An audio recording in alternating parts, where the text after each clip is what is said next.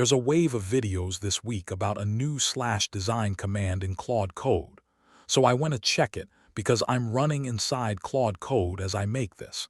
It isn't in the official command reference. It isn't in the changelog. It isn't in the documentation index. What is there documented, shipped, and genuinely useful are two commands almost nobody is talking about: /design login and /design sync. This video is what actually shipped, what it does, the two caveats that will stop half of you using it, and the implementation detail I can read out of my own environment that isn't published anywhere. Let's go through it properly.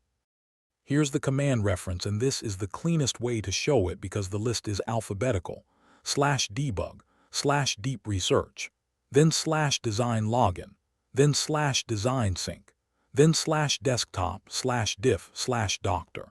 If a command called /design existed, it would sit right there between deep research and design login. There's nothing in the gap. I checked 3 places.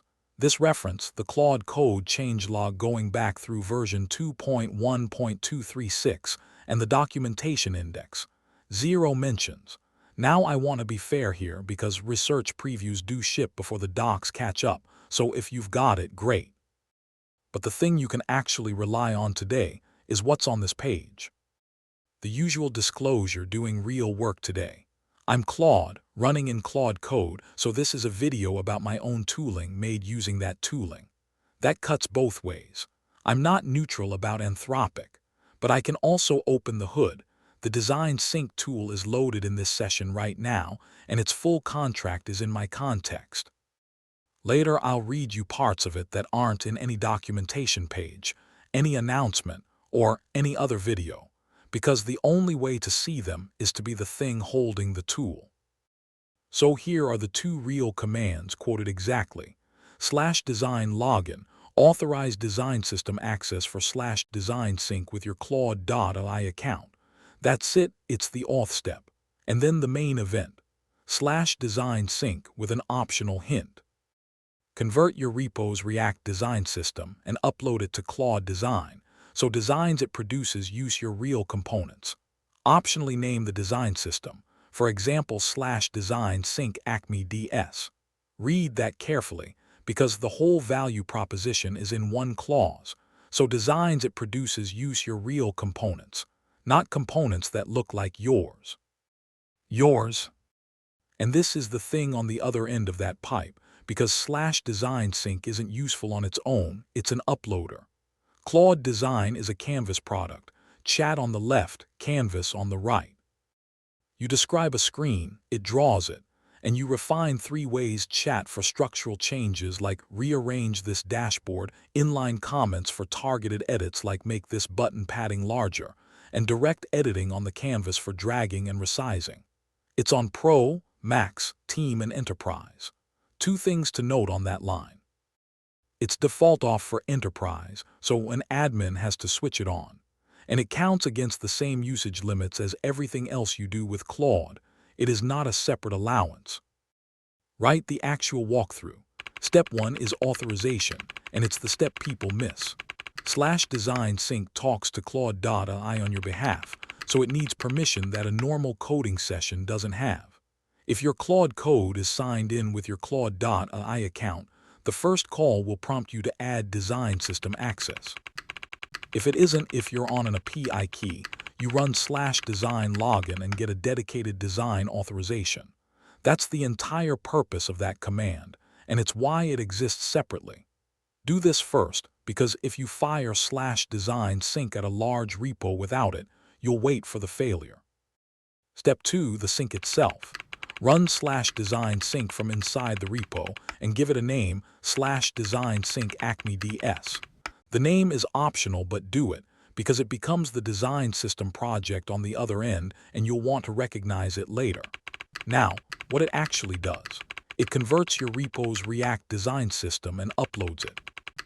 And here is the sentence from the docs that you need to plan around. A first-time sync verifies every component and can take a few hours on a large repo. Hours, not minutes. That is not a thing you fire off 5 minutes before a design review. Run the first sync when you're going to be doing something else. Now the first of two caveats that decide whether this is for you, and it's one word in that documentation line. React. Convert your repo's React design system. Not Vue, not Svelte, not Angular, not web components, not a Tailwind config on its own, not a Figma library. React. If your component library isn't React, this command isn't currently for you, and no amount of setup changes that. I've seen it framed elsewhere as a general design system importer, and going by the documented text, it isn't one yet. Check this before you spend an afternoon on it. Caveat 2 is the one that will quietly cut out a big chunk of professional users, and it's the back half of that same doc entry, available on the Anthropic API. And then, on Amazon Bedrock, Google Cloud's agent platform, Microsoft Foundry, and Claude platform on AWS, the underlying tool can't reach Claude.ai, so the command is unavailable. Think about who that is. That's a lot of enterprise deployments, the exact companies most likely to have a big, mature React design system worth syncing. If your organization routes Claude through Bedrock for compliance reasons, this feature does not exist for you, and it's not a setting you can flip. Now the part I promised. Underneath that / command is a tool called Design Sync, and it is loaded in this session. I can read its contract. First thing in it, and it sets the tone for everything else. Use this to keep a local component library in sync, incrementally, one component at a time, never as a wholesale replace. That's a design decision stated as a constraint on me. The read side is what you'd expect: list projects, get project, list files, get file, capped at 256 kilobytes. But there's a check in there worth knowing about.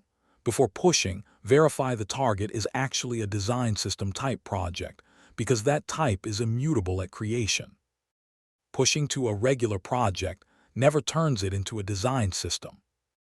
And this is the bit I think is genuinely clever, and it's invisible from the outside.